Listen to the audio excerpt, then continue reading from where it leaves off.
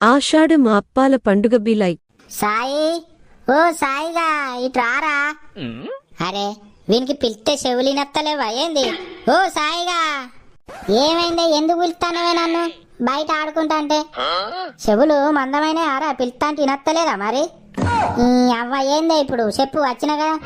రేపు ఆకాశ పండుగరా, అప్పాలు చేసుకుంటారు, కా పిండి పట్టించుకొస్తావని పిలుస్తాన్నా.